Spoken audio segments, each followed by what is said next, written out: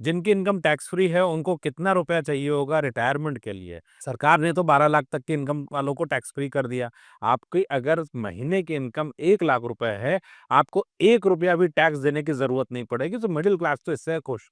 अब इसके साथ में मैंने कहा आज ये टॉपिक कवर किया जाए कि 1 लाख की अगर हमारी इनकम है, तो मुझे कितना रिटायरमेंट के लिए पैसा चाहिए होगा, तो हम इसको कवर करेंगे 2 पार्ट पे। एक पार्ट होगा इसी वीडियो में, एक हम करेंगे 35 की एज वालों के लिए और दूसरा हम करेंगे 45 की एज वालों के लिए।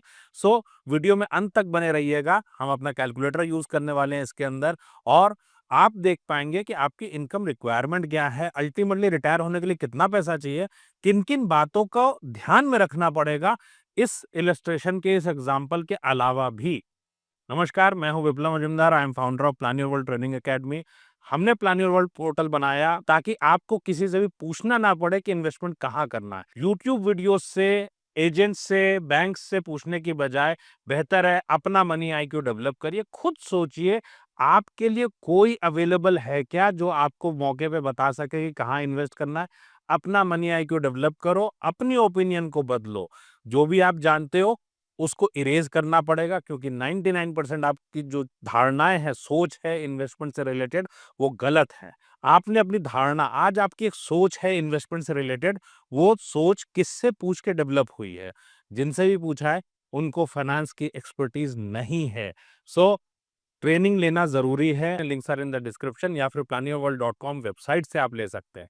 हम यहाँ पे कवर करने वाले हैं 2 एज ग्रुप को। एक हो गया जिनकी उम्र 35 है और दूसरे जिनकी उम्र है 45 ईयर्स। सो इसमें तरीका क्या होगा हम इसको समझ लें। रिटायरमेंट प्लानिंग की हम बात कर रहे हैं बिकॉज रिटायरमेंट प्लानिंग इंडिया में सबसे ज्यादा मिसअंडरस्टूड कॉन्सेप्ट है। रिटायरमेंट प्लानिंग के लिए हमें क्या चाहिए होता है? Whenever we talk about retirement planning, we have just one dialogue in our mouth, we all need one pension plan. ठीक, कि मुझे एक पेंशन प्लान मिल जाए। हम सबको एक ही चीज खाली मन में आती है कि एक बेस्ट प्लान मिल जाए जो मेरा रिटायरमेंट करा दे। सो फर्ज कीजिए आप, रिटायरमेंट है क्या?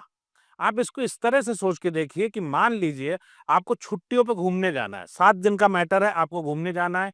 आप क्या करोगे? अगर मैं आपसे बोलूं मेरे लिए आप वेकेशन प्लानिंग कर दो, सो आप कैसे प्लान करोगे? आप बोलोगे एक प्लान ले लो सब हो जाए। सो क्या उस प्लान ने मेरी जरूरतों को कंसीडर किया है? क्या उस प्लान में मेरे आने जाने का खर्चा, मेरे 7 दिन के रहने का खर्चा, मैं किस होटल में रहूंगा उसका खर्चा, जिस स्तर का मैं खाना होटल यूज करूंगा, क्या उसका खर्चा लिया है उसके अंदर? सो ये सारी चीजें वेकेशन प्लानिंग में आती है। लेकिन हम लोग क्या करते हैं, वेकेशन प्लानिंग के टाइम पे कभी हमने ऐसा नहीं किया कि लाओ एक अमाउंट लिया, पॉकेट में रखा है, गड्डी रखी 10,000 की और चल दिए 7 दिन के लिए घूमने और फ्लाइट से जाना है। नहीं करते। बट रिटायरमेंट प्लानिंग की जब बात आती है, वी ऑल से भाई मेरे को मेरा कॉर्पस बता दो, मैं कहूंगा मुझे एक अमाउंट बता दो, मुझे प्लान बता दो, मुझे कोई बेस्ट स्कीम बता दो। नहीं, we need to plan it. कैसे? हमें सबसे पहले ये देखना पड़ेगा कि आपकी रिटायरमेंट में कितने साल हैं। So how many years you have, number 1। Number 2 point, retirement के बाद की जिंदगी कितनी है, उसकी लाइफस्टाइल क्या है। सो यहाँ पे हम क्या लेंगे, हमारे पास बेंचमार्क है, वी हैव 1 लाख रुपीज। सो 1 लाख रुपए का बेंचमार्क अगर मैं लेता हूं, तो 1 लाख के हिसाब से मुझे 60 के बाद, आज अगर मेरा खर्चा 35 पे या 45 पे लेता हूं, तो एक डिफरेंट हो गया, 60 पे डिफरेंट है। And then at the age of 90 मेरे खर्चे डिफरेंट है। अब कुछ लोगों के मन में आएगा 90 क्यों लेना? भाई हमें 90 नहीं लेना।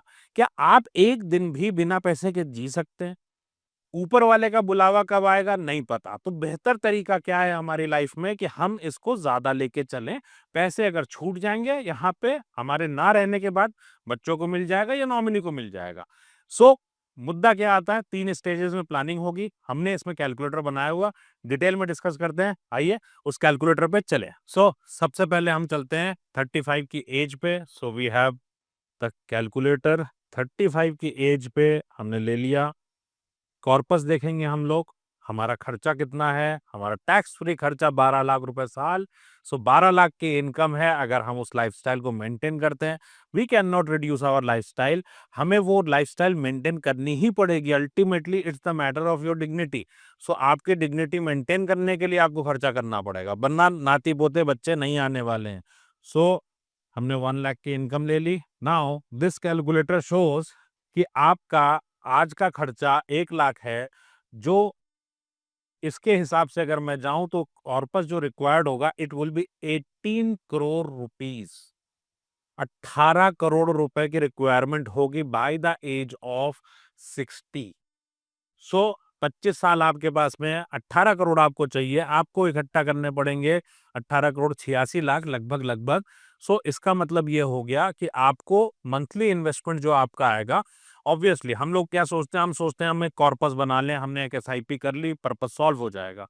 सो अगर यहाँ पे आप कॉर्पस बनाते हो मंथली इन्वेस्टमेंट का, सो अगर आप एजेंट के साथ करते हो, इन्वेस्टमेंट बैंक के साथ करते हो, it will be 1,10,000 monthly if you are investing per month. खुद पढ़ाई करके it will be 94,000 rupees monthly. अब बहुत लोगों को चक्कर आने वाला है ये देख के, सो रुके रहिएगा, क्योंकि मैं बहुत सारी और भी चीजें इसमें बात करने वाला हूं। देन ये क्या दिखाता है, तो पहले अंडरस्टैंडिंग बनाई जाए, क्योंकि कई बार क्या होता है कि हम कोई जानकारी मिलने पे, इतने साल तक तो हम लोग रिटायरमेंट की बात करें तो लगता है ठीक है 50 पे देखेंगे, 60 पे देखेंगे, तो एकदम से कोई इन्फॉर्मेशन आती है तो बम की तरह लगता है कि दिमाग में एकदम बम, सर जो है चकराने लगा। तो इससे बेटर क्या है, थोड़ा सा रुक करके शांति से देखा जाए, क्योंकि इससे पहले हमने कभी फाइनेंस पढ़ा ही नहीं है। So we need to understand, sit patiently, क्या मैटर है। अगर 25 की उम्र में आपने यही शुरू किया होता, यू वुड हैव इन्वेस्टेड, आपका रिक्वायरमेंट जो था मंथली दैट वाज 34,240। नाउ अगर आप इसको लेट करते हो, 40 की उम्र में आप स्टार्ट करते हो, you will need to invest 2,05,000 monthly या 1,81,000 महीना कॉर्पस के लिए है। अब लोग क्या बोलते हैं कि विप्लव, ऊपर वाले ने पैदा किया है, दांत दिए हैं तो रोटी दे देगा, दूध दे देगा। ऐसे बहुत सारे लोग हैं जो मुफलिसी में गए। नंबर वन, ये डराने का मैटर नहीं है, ये है कि आगे का जो रास्ता दिख रहा है वहां पे कुछ डार्कनेस है। Can we correct it? कुछ हम वक्त रहते चीजों को सॉल्व कर सकते हैं, किया जा सकता है, बट ये कोई एजेंट एडवाइजर, कोई भी बैंकर आपके लिए इंटरेस्टेड नहीं है इसको करने में। ये बात जितनी जल्दी एक्सेप्ट कर लेंगे तभी अपना प्लानिंग कर सकते हैं अपने आप में। ना इसमें दूसरा पहलू क्या आता है, अगर आप ज्यादा लेट करोगे, 55 की उम्र पे जाते हो, इट इज नियरली इम्पॉसिबल। आप 50 की उम्र पे जाते हो, requirement is 8,88,000 rupees monthly investment, कौन कर पाएगा? सो रिटायरमेंट में एक पहलू आता है कि जितनी जल्दी हो उतना अच्छा। दूसरा, मैं यहाँ पे अब 45 की एज पे दिखा रहा हूं, फिर मैं बताता हूं कि इसमें और हमें करना क्या चाहिए, क्योंकि रिक्वायरमेंट तो आ रही है। देन 45, अब आज का खर्चा 1 लाख रुपए है, 45 आपकी उम्र है, 12 लाख आपके लिए भी टैक्स फ्री है। नाउ व्हाट हैपेंस इज, आपके लिए जो इन्वेस्टमेंट के साथ जो कॉर्पस की जरूरत पड़ेगी दैट इज 9 करोड़ 59 लैक्स, लेकिन महीने का इन्वेस्टमेंट जो करना पड़ेगा it is 2,01,000 rupees monthly. Now the point is, बहुत सारे लोग बोलेंगे विप्लव ये कौन सी बात हुई, 35 वाले के लिए 18 करोड़, इसके लिए 9 करोड़।